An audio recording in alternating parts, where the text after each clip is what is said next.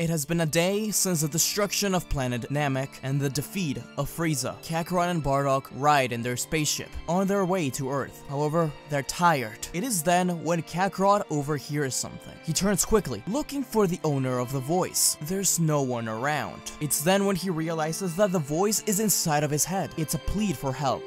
An unfamiliar voice explaining that men in armor and a looking glass on their face have attacked their planet, that time is running out, and that their people are being slaughtered. Kakarot has the option to not listen to it, but he feels it being very close, and he quickly steers the ship into the direction of the voice. Bardock wakes up and asks what's going on, but as he does this, a blast hits the ship, causing it to crash down. Was this a trap? Kakarot and Bardock quickly get out of the ship as soon as it lands. Bardock cracks his knuckles, looking up. His eyes widen. The person who had hit their ship was Recoome. Recoome laughed in his idiotic voice as the rest of the Ginyu force appeared behind him. Captain Ginyu was dragging an alien. He didn't expect to see any of the Saiyans around here, especially not these two, whom he did not recognize. However, he was glad to see them. After all, he hadn't heard from Frieza in a while and thought that maybe they knew what was going on and where Frieza was. It's then when Bardock and Kakarot smirked. News hadn't gotten around to the Ginyu force about Frieza. This was a great chance to test their strengths, proclaiming themselves as the ones who defeated Frieza. Ginyu didn't find this very funny and told the Ginyu force to attack. Though they did rock, paper, scissors to figure out who went first, Bardock did not have patience, punching Bardock in the face and knocking him against Jaice. Everyone was surprised. No one was supposed to be as fast as Bardock. The battle began, and to Bardock's surprise, the one that gave them the most trouble was the littlest one, Guldo. His time stop was something incredible. Bardock knew to take him out quickly, kicking him far away. Kakarot and Bardock took down Jaice and Bardock at the same time. The father defeated Recoome with a single blast. But as the two turned around, they saw Captain Ginyu holding the alien by the throat, with a hand pointed straight at his head. He ordered them to stand down. As they did so, Captain Ginyu pushed aside the alien, spreading his arms open and yelling,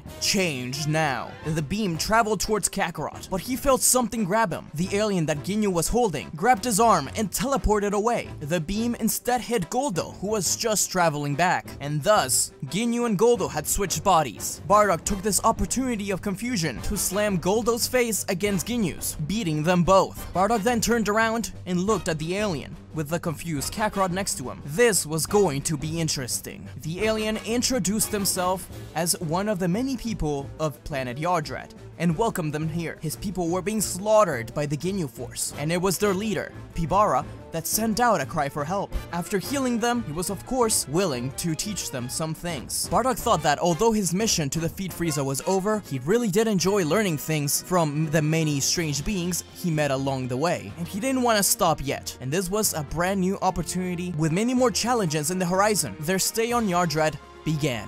Bardock learned many things while on Yardrat. In fact, he decided to stay longer than Kakarot. After learning the instant transmission, Kakarot headed back to Earth on his ship, but Bardock decided to stay longer. He wanted to learn everything that the Yardrat had, and wanted to teach his grandson about them too. When Goku arrived, he was met with a young man. His name was Trunks, and he warned about a future set of androids that would take over the world. He gave Goku a heart medicine and told him that in the future, the various Saiyans disappear into the universe, going off on their own adventures, so not many people stay on Earth to protect it. Last he heard was that Vegeta and Nappa took over part of the Frieza force, the young man said as he pointed back with his thumb at the remains of the Frieza spaceship he just destroyed. King Cold had arrived by himself to take revenge for Frieza, but he was quickly defeated by Trunks. Goku promised Trunks that they defend Earth. He also told him just who his father was, Vegeta. Everyone was happy to be reunited with Kakarot, though they wondered where Bardock was, in particular little Gohan.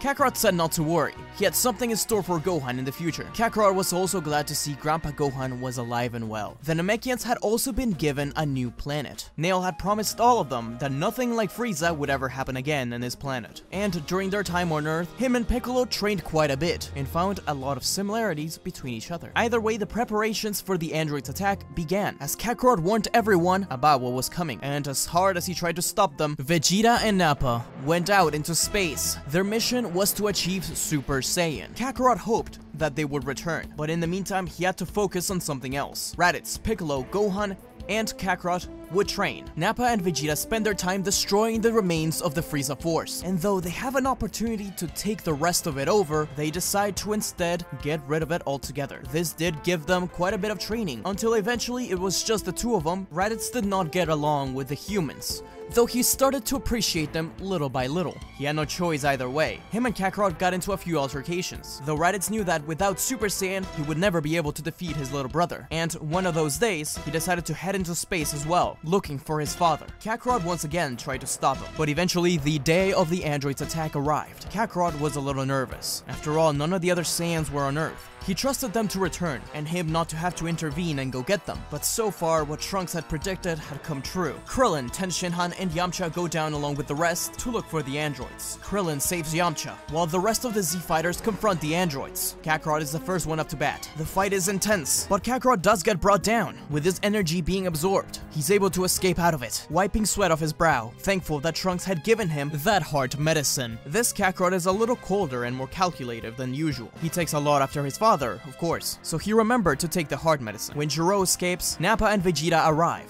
just in time to confront the other androids. Once Jiro releases 18 and 17, Nappa rips the door open. Jiro turns back with a bright smile, explaining that these are his androids, number 17 and number 18. They are cyborgs, modified at a cellular level. They are his attempt to perfect the human form and advance it. You could say he was trying to make his own Saiyans, without any of the drawbacks of the tail or the stupidity. When he heard this, Nappa rushed in, slamming Jiro against the other wall. The doctor was knocked out, but 17 tapped Nappa in the shoulder. When he turned back, he was punched into Android 16's capsule, knocking it down. Vegeta and Nappa began to fight the androids, angry that Jiro could even think about making something like a Saiyan artificially. Neither Goku nor the rest of the Z fighters cared about this. They just wanted to protect Earth. Since there was an extra Saiyan on Earth, Jiro got quite a bit of information while researching for his androids, especially during the battle between the four Ozaru, saving all that information for a special project, as well as implementing it into 17 and 18. But neither Nappa nor Vegeta could really stand up against the androids, especially once the capsule that was knocked down began to shake, until the door burst open and Android 16 appeared. At the sight of Goku, he attacked, being completely unrelenting against the Saiyan. Trunks, who had returned from the future to check on the Z fighters, tried to help, but 16's massive frame did nothing but break his sword. Kakarot is being choked by 16, while Nappa and Vegeta are struggling against 18 and 17. In a burst of anger, little Gohan manages to push 16 out of the way, greatly damaging his body armor. However, 16 turned around with a rocket punch. The fist rapidly approaches the kid. Gohan closes his eyes expecting the hit, but it never comes. Instead, when he opens his eyes, he sees his grandfather, Bardock, had caught the fist. His armor was shattered thanks to the impact. Meanwhile, the sound of a key flash rang off. Raditz had been able to push 18 away from Vegeta. He quickly told him to get away. He realized that none of them were strong enough to defeat the androids right now. Nappa was nearly unconscious. Vegeta was going to just leave, but he begrudgingly helped Raditz push 17 off of Nappa, both of the Saiyans grabbing 17 by his arms and dragging him out. Kakarot was panting, trying to catch his breath. He thanked his father. Bardock was meditating at planet Yardrat when he sensed not only the key of Kakarot deplete, but Gohan's keys spike up. He knew that it was time to return to Earth, and grabbed onto Raditz, who had arrived just a few months before. Bardock told Kakarot and the others to leave, and that he'd distract them. Kakarot grabbed onto his son, while Raditz grabbed onto Nappa and Vegeta, teleporting away to Grandpa Gohan's home. Trunks, Bardock, Krillin, and Tenshinhan stood in the way of the androids, but 16 focused on Bardock. He looked just like Kakarot, the one that was able to destroy the Red Ribbon Army, but it wasn't him. And though they fought for a little longer, 16 simply cracked his arm and turned back, telling 17 and 18 that they needed to find Kakarot, leaving away. But not before 18 kissed Krillin. That was very strange, but Bardock realized that these androids were after his son, not anyone else. Grandpa Gohan took care of the Saiyans, giving them some senzu beans. Chi-Chi was very worried, but was glad to see Gohan be okay, as well as Bardock having returned. But Kakarot was not happy. He was upset that Android 16 was able to do so much damage to him. He wanted to fight him one more time and defeat him, but they would need lots of training. Even 18 and 17 proved to be too much for them.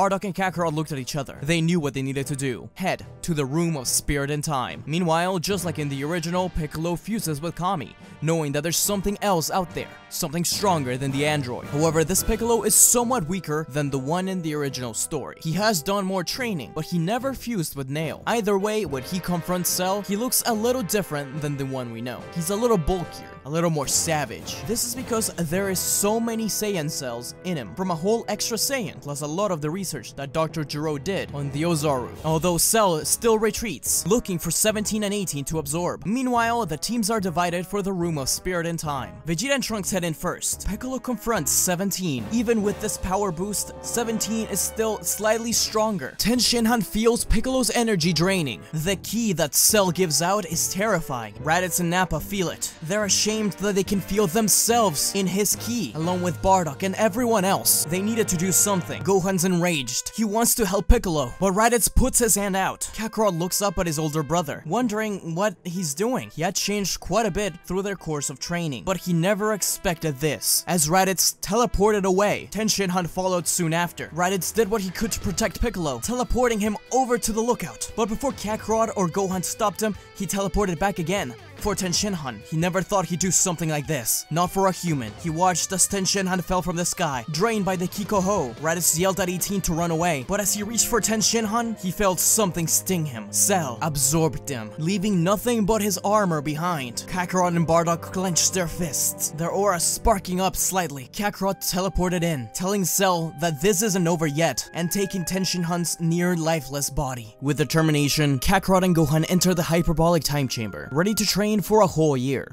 Hey kids, don't go away.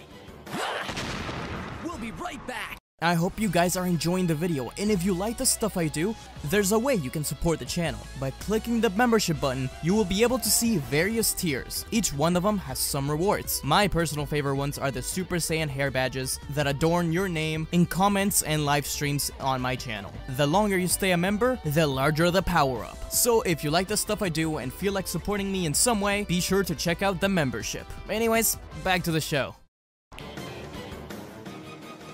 Back to our show.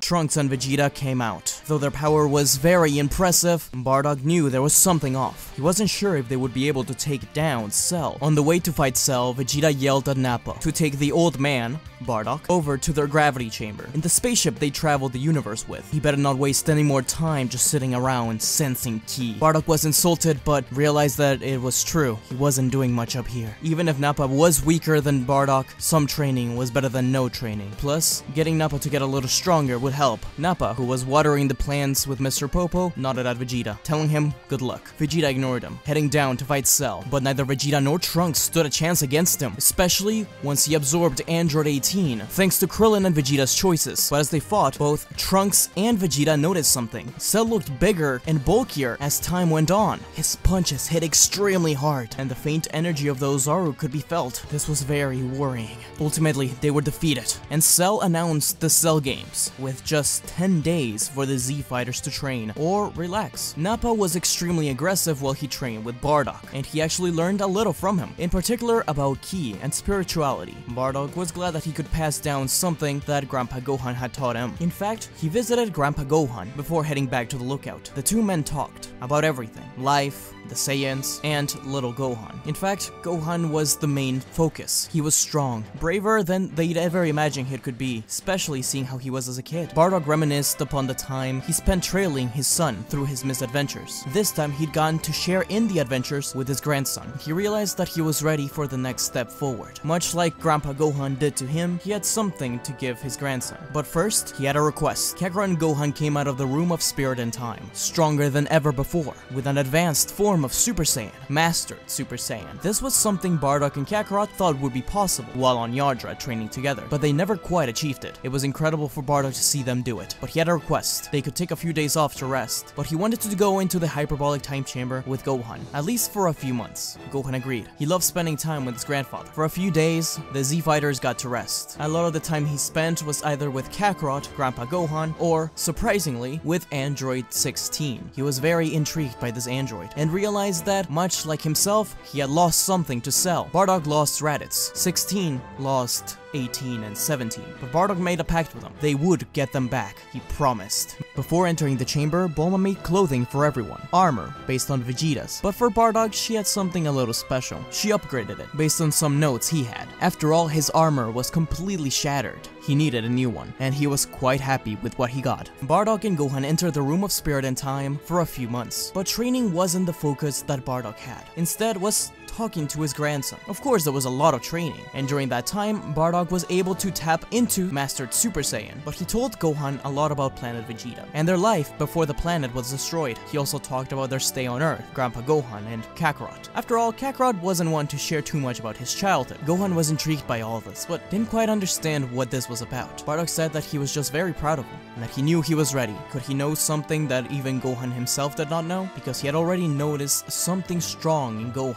Something beyond Super Saiyan. As they stepped out of the chamber, Bardock stopped Gohan. It was only a couple of days before the Cell Games, and he had a gift for him. He opened a capsule, and out of it popped out a set of clothing. It was armor. It was reminiscent to the Saiyan armor that he wore, yet different, older. Bardock said that a long time ago Saiyans would wear these, before being part of Frieza's army. He offered it to Gohan, saying that he would be honored if he wear these. And after all, after their training in the chamber, he was kind of his master, right? He had to wear a uniform. Gohan was happy to agree. 5 days before the Cell Games begin, the center of West City is destroyed. Cell had placed the ring of the Cell Games in the dead center of it. He was impatient. He took the first reporter and told him that the Cell Games would take place tomorrow. Bardock, Kakarot, Gohan, Vegeta, Nappa, everyone was ready. They would never forgive what Cell had done. Bulma helped evacuate the city. With just the reporter and Mr. Satan at the arena, everyone arrives. Remember, this Cell is more impatient and savage than the one we know. So after welcoming everyone to the Cell Games, he tells them that there's going to be some preliminary rounds, giving birth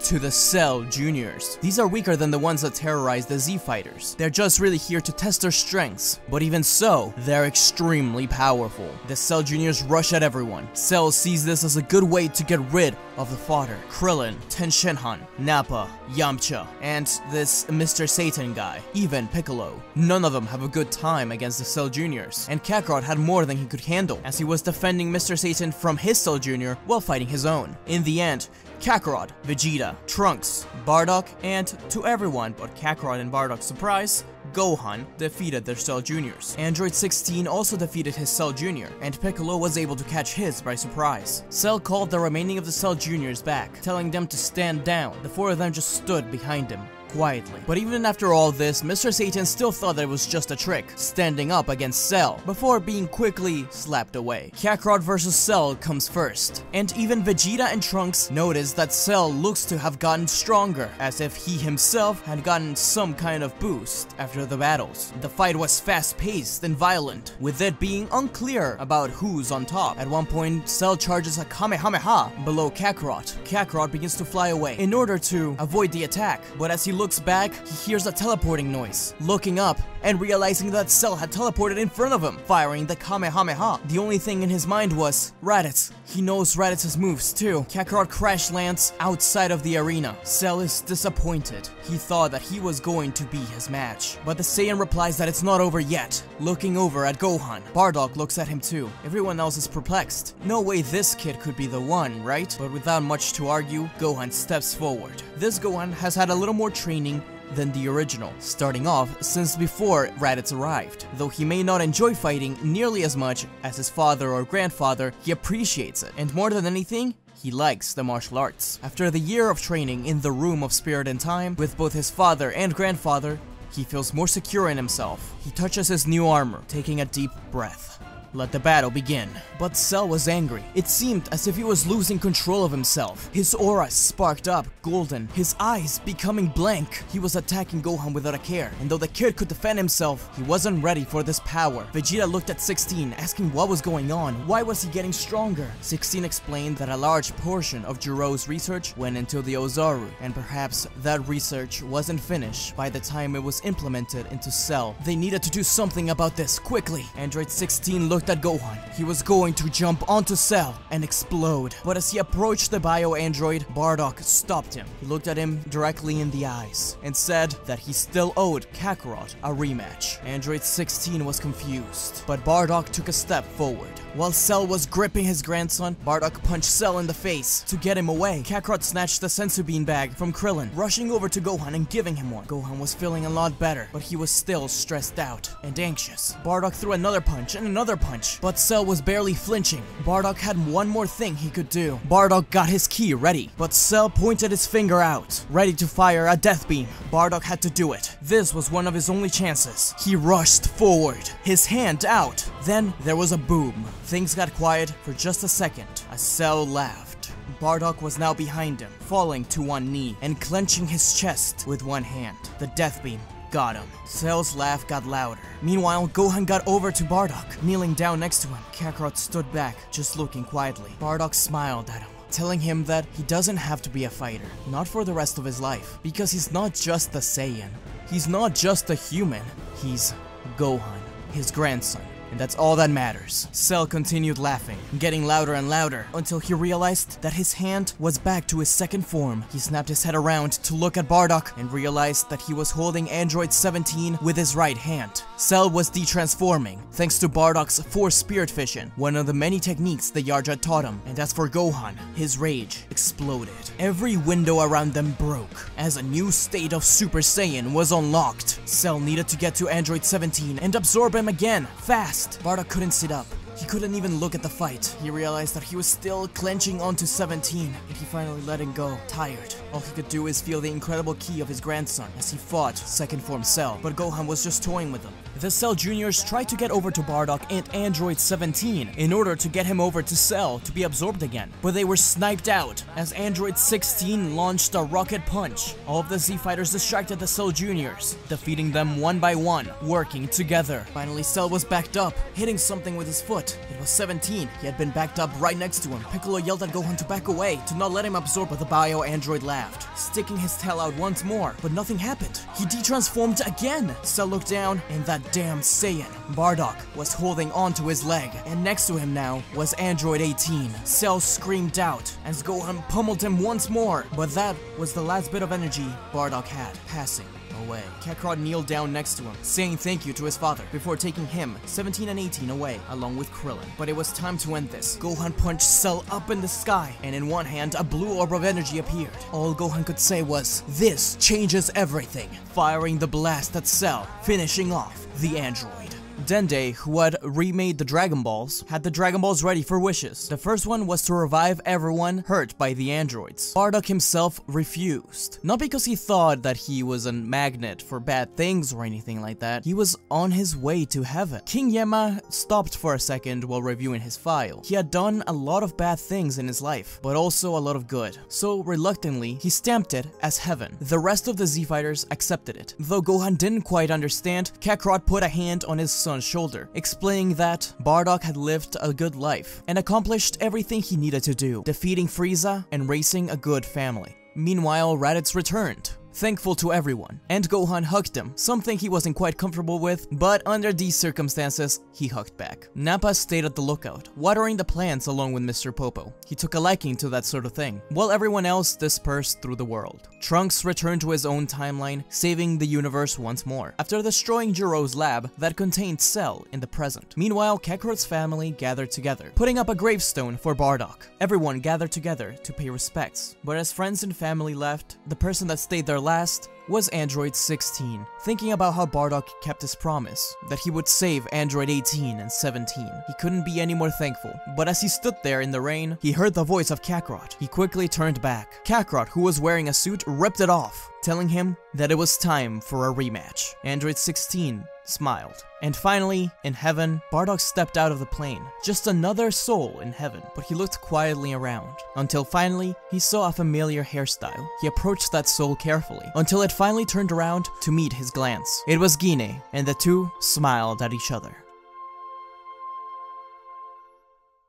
Thank you so much for watching, guys. That was the end of What If Bardock Went to Earth with Goku Part 3. If you want a Part 4, be sure to leave a like, share, and comment on the video. I also want to give a shout out to Professor Chimp, who helped me out a little with the ideas for this video. He just made his first What If video on his channel, which I will leave in the description below. Also, if you guys didn't know, the channel has a Discord server, which can also be found in the description. I know I said in Part 1 that Gine was probably reborn. She wasn't the worst of the Saiyans, so she probably did end up going to heaven, so that is a retcon. I apologize for that, but I feel like the end of this part justifies it. Shout out to the Super Saiyan Legend members of the channel: Rav, Matthew Cruz, Zachary Croy, Jiggly Booties, and Meg. Thank you guys for the constant support, and of course, thank you to the regular Saiyan members of the channel. You guys are awesome, and welcome to the crew, those new ones that just came in. After a short break and much request, the Dragon Ball question of the week is back. And today I am asking you a simple one. Who is your favorite Saiyan in all of Dragon Ball? They can be half Saiyan, they can be full Saiyan, it doesn't really matter. I think for me, it's between Goku and Gotenks. But let me know your answer in the comments below and start a discussion. Anyways, guys, until we meet again.